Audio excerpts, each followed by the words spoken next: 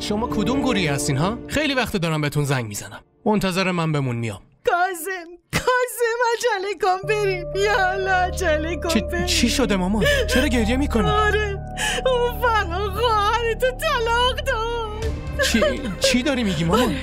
میرم از آمچی و پسرش حساب بپرسم چرا به دخترم ظلم میکنم. من هنوز زندم، میتونم ازشون حساب بپرسم. یالا بریم عجله کن. وای دخترکم وای. فرهان من تو رو خیلی عاقل فرض میکردم، اما تو به من اشتباه ثابت کردی. تو ثابت کردی که تو هم مثل مردای متعصب سر یه موضوع کوچیک حاضر میشی که زنتو طلاق بدی. تو یه بارم فکر نکردی که من چطوری تو صورت خواهرم نگاه کنم؟ چطوری جلوی خواهرزادم سر بلند کنم؟ من عذر میخوام مادر. من نباید اون کارو میکردم. من اشتباه خیلی بزرگی کردم. من واقعا نمیخواستم همچین کاری کنم،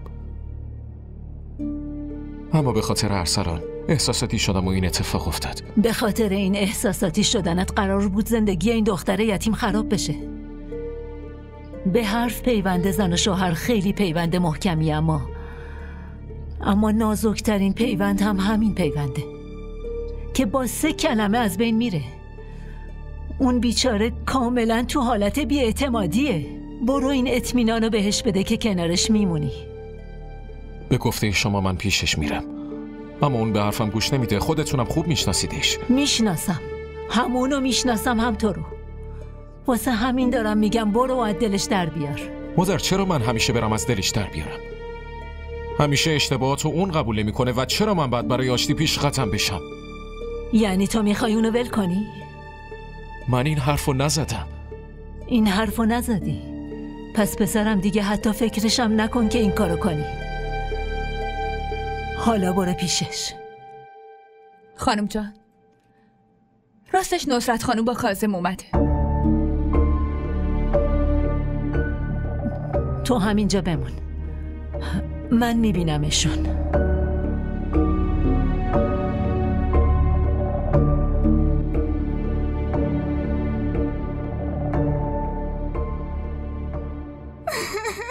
خانم بفرمایید شربت.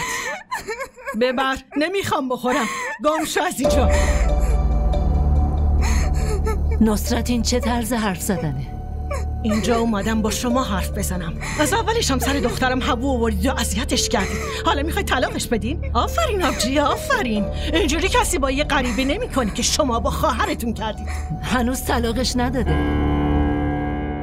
داداش فرهان کجاست؟ صداش بزن. اون اینجا نمیاد. تو ساکت باش. زرین تو خونه داری یاد نگرفتی؟ اینو چرا دعوا میکنید؟ همه تقصیر از اون پسرتونه. آره مقصره. چون تقصیر فرهانه الان دارم این طرز حرف زدنتون رو تحمل میکنم. تو این مورد حق دارید. هر کسی این اتفاق براش بیفته همچین کاری میکنه. اما نصرت، عصبانیت راه حل مشکل نیست. هم تو اینو میدونی هم من. و موند حرف فرهان. اون خودش واسه اشتباهش ازش عذرخواهی میکنه. اون که حتما باید عذرخواهی کنه. منم نمیذارم دخترم اینجا بمونه، حداقل تا وقتی که فرهان خونمون دنبالش بیاد و ازش عذرخواهی کنه. نصرت تو کار خوبی نمیکنی. این بهترین کار آبجی. اونم باید بدونه که ما پشت دخترمون هستیم. اون ظلمی که در حقش کرده رو باید حسابش رو بهمون پس بده. برو زرین، برو وسایلتو جمع کن. برو دیگه عجله کن.